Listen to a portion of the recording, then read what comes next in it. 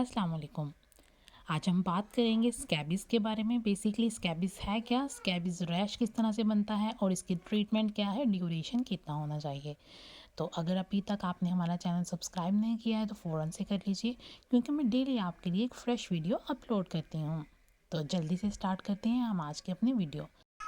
ख़ारिश होना, इरिटेशन इसकी वजह से होती है, हमें ईचिंग बहुत ज़्यादा होती है। ये स्किन टू स्किन आगे से आगे स्प्रेड होने वाली बीमारी है। ये उस शख्स से डायरेक्ट कांटेक्ट की वजह से भी हो सकती है। बेसिकली ये एक छोटा सा कीड़ा होता है जो स्किन के अंदर रहता है और अंडे भी अंदर देता है। इसकी फीमेल ये ज़्यादा से ज़्यादा हद तक स्प्रेड करती है पूरी बॉडी के अंदर। बच्चों को स्कैबीज बहुत ज़्यादा हद तक होती है, क्योंकि बच्चों की स्किन इंतहा दर्जे की सेंसिटिव होती है, तो बच्चों को केयर करने की भी ज़्यादा ज़रूरत। बेसिकली ये नेकेड आई से नज़र नहीं आता। स्कैबीज माइट जितने भी होते हैं स्किन के अंदर रास्ते बना लेते हैं ऊपर अपर लेयर के नीचे वाली जगह पे। ये 21 दिन तक वहाँ पे इनके अंडे अच्छे खासे मैच्योर हो जाते हैं। एक शख्स से दूसरे शख्स को ये बहुत आसानी से ट्रांसफ़र हो सकते हैं। स्किन टू स्किन कॉन्टैक्ट भी हो सकता है, बेडिंग शेयर करने की भी वजह से हो सकता है, क्लॉथ्स वगैरह शेयर करने की वजह से भी हो सकता है। जो स्कैबीज रैश होता है बच्चों में, ये बहुत तेज़ी से स्प्रेड होता है, जिनकी वजह से पिंपल्स कॉज होते हैं बच्चों के बैक पे, पाम पे, उन हथेलियों पे, पाँव के तलवों पे, पाँव के नीचे, और साथ साथ तो मज़ीद छोटे बच्चों में ये उनकी बैक तक जा सकते हैं, नेक पे जा सकते हैं और ये शोल्डर तक भी जा सकते हैं। इसकी वजह से सबसे पहले बच्चों में रैश क्रिएट होते हैं कि इस तरह से लगता है जैसे बच्चों के अंदर पिंपल्स बन रहे हैं, लेकिन बेसिकली वो अंदर अपना रास्ता बना चुकी होती है और जो मादा माइट होती है वो अंडे दे रही होती है, जिसकी वजह से स्किन पे ईचीनेस क्रिएट हो रही होती है। इसके बेसिकली सिम्टम 6 वीक की इन्फेक्शन क्रिएट हो चुका, उसके बाद स्टार्ट हो जाते हैं। बहुत शिद्दत से इचीनेस स्टार्ट हो जाती है, रैशेस बनती हैं, स्पेशली रात के वक्त कंडीशन और ज़्यादा स्वेयर हो जाती है। अफेक्टेड एरिया पे छोटी छोटी डिस्कलरेशन की लाइंस बनना शुरू हो जाती हैं। स्किन के ऊपर इचीनेस स्टार्ट हो जाती है, स्किन दर्द करने लगती है, बहुत ज़्यादा सोरिंग प्रॉब्लम हो जाती है।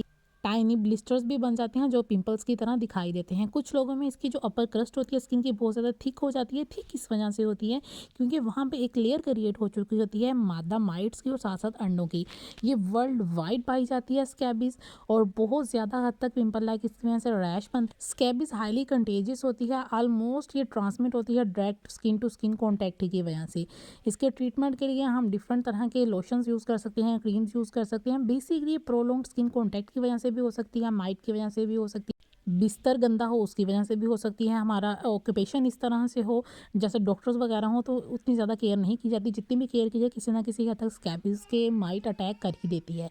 इसके लिए टिप्स और ट्रीटमेंट बेसिकली क्या है, हम लोशन डिफरेंट टाइप के यूज़ कर सकते हैं, एंटी इचिंग मेडिकेशन कर सकते हैं, पेन मेडिकेशन ले सकते हैं, एंटी इन्फ्लेमेशन की ले सकते हैं, आइस पैक्स को रैप करके लगा सकते हैं, आइस बाथ ले सकते हैं। आपको स्क्रैचेस से जितना हो सके अवॉइड करना चाहिए और अपने पर्सनल आइटम्स को बार बार डिकंटेमिनेट करते रहना चाहिए। आपको 5% परमेथ्रिन वाले लोशन लेने हैं जिनमें स्कैबियन आ जाता है, परमेथ्रिन लोशन आ जाता है, जैनो स्कैब लोशन आ जाता है। और फिर भी आपकी यही बरकरार है इचीनेस, आपको उसकी वजह से एंटी एलर्जिक मेडिकेशन ले सकते हैं। न्यू एनेटॉल हो गया, आपके पास रिजिक सिरप हो गया, ये बच्चे भी ले सकते हैं और एडल्ट्स भी ले सकते हैं। कैस्टीन लिक्विड बहुत ज़्यादा अच्छा है, एंटी एलर्जिक सिरप है। लोट्रिक्स लोशन सबसे बेहतरीन है अगर तो आप पाकिस्तान में रहते हैं। इनकी इचीनेस ऊपर स्कार्स को कवर करने के लिए कैलामाइन क्रीम्स भी आप अप्लाई कर सकते हैं, जिसमें कैलामाइन की अच्छी खासी क्वांटिटी प्रेजेंट हो। एंटीबायोटिक बेसिकली कंपलसरी होती हैं किसी भी किस्म की इन्फेक्टेड स्किन के लिए। ज़्यादा इसको अप्लाई नहीं करना चाहिए स्कैबिस ट्रीटमेंट के लिए, और जब इसका ट्रीटमेंट भी आप स्टार्ट कर दें तो उसके बाद भी कुछ हफ्तों तक आपको इसी तरह की इचीनेस फील हो सकती है। बेसिकली आपको करना क्या है, ओवरडोज की बिल्कुल भी यूज़ नहीं करनी। हफ्ते में एक दफ़ा आपको नहाना है अच्छे तरीके से, और उसी दिन आप अपनी जितनी भी प्रोडक्ट्स होंगी बेडिंग की, कपड़ों की, सारा कुछ गर्म पानी से अच्छे से धो के और धूप में सुखाने के लिए लाजमी रखेंगे। और ये एक शख्स को भी हो फिर भी पूरी फैमिली को ये करना कंपलसरी है। बच्चों के क्लॉथ, बेडिंग, टॉवल सारा कुछ गर्म पानी से अच्छे से वॉश करेंगे। पूरी जितनी भी हमारी हाउस होल्ड की डेली की यूजेज की चीज़ें हैं उनको हम अच्छे तरीके से कंटेमिनेट करेंगे, और बच्चों को भी नहलाएंगे, बड़े भी सब नहाएंगे। इस वजह से ये आगे फैलने से रुक जाती है। यही सेम मेथड आपको नेक्स्ट वीक अगेन अप्लाई करना है। लोट्रिक्स लोशन हो गया, स्कैबियन लोशन हो गया, कोई भी स्कैबिसाइड लोशन अच्छा होगा, 5% उसमें परमेथ्रिन प्रेजेंट हो। आप उसको हफ्ते में एक बार अप्लाई करेंगे, सारा कुछ धोएंगे, अच्छे से वॉश करेंगे, धूप में सुखाने के लिए डालेंगे। नेक्स्ट वीक फिर घर के सारे बच्चे बड़े सब नहाएंगे, अच्छे से लोशन अप्लाई करेंगे और सारा कुछ एक दफ़ा फिर से नेक्स्ट वीक में धूप में सुखाएंगे। इस तरीके से क्या होगा, उसके जो अंडे जितने भी आपके बिस्तर पे हैं, कपड़ों में हैं, किसी भी तरह से उनको कवर अप करने के लिए हेल्प मिल जाएगी। धूप में अच्छे से वो मर जाते हैं, जिनकी वजह से नेक्स्ट भी होने के चांसेस बहुत हद तक कम हो जाते हैं। क्योंकि इनको कम करने की ट्राई की भी जाए तो बहुत ज़्यादा एफर्ट करने के बाद हम इससे जान छुड़ा सकते हैं, अदरवाइज़ बहुत मुश्किल होता है। ये यूजुअली स्कैबिस का जो इन्फेक्शन होता है ट्रीटेड अच्छे से करने के बाद भी कुछ हद तक रह जाता है। यहाँ तक कि ट्रीटमेंट के बाद इसके जो डेड एग्स होते हैं और जो माइट्स होते हैं, उनके जितने भी रेजिडुअल मटेरियल होता है वो स्किन में सेवरल वीक्स के लिए रहता है। यहाँ तक कि स्किन अपने आप को खुद ग्रो नहीं कर लेती, ग्रो करने के बाद स्किन खुद अच्छे से अपने अंदर से इसको पुश कर देती है, इसके अंडों को, इसके रेजिडुअल मटेरियल को, जितने भी माइट्स के डेड एंड्स पड़े होते हैं। पूरी तरह से हमारी स्किन तब रिकवर होगी, उस हम ट्रीटमेंट स्टार्ट करेंगे उसके बाद भी हमें सेवरल वीक्स तक इचीनेस फील हो सकती है। बेसिकली इन जितने भी लोशंस हैं या सिरप्स हैं, इनको यूज़ किस तरह से करना है, जब आपको स्कैबिस का फर्स्ट साइन ही नज़र आए, आपने फ़ौरन से ये ज़्यादा स्प्रेड हो उससे पहले इन मेडिकेशन को लेना स्टार्ट कर देना है।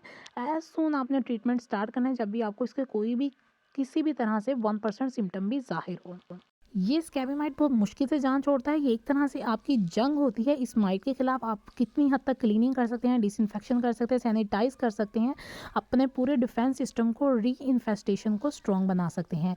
जो स्कैबिस को सूट करता है, इसके सिम्टम्स जाहिर होने के बाद हीलिंग में हेल्प करता है, वो है आपके cool bath, calamine lotion, anti histamine, tea tree oil, neem oil बहुत हद तक हेल्प करता है, साथ साथ में एलोवेरा जेल। अगर आपको हमारी आज की वीडियो अच्छी लगी हो तो लाइक कर दीजिएगा और सब्सक्राइब कर दीजिएगा। Thanks for the watching.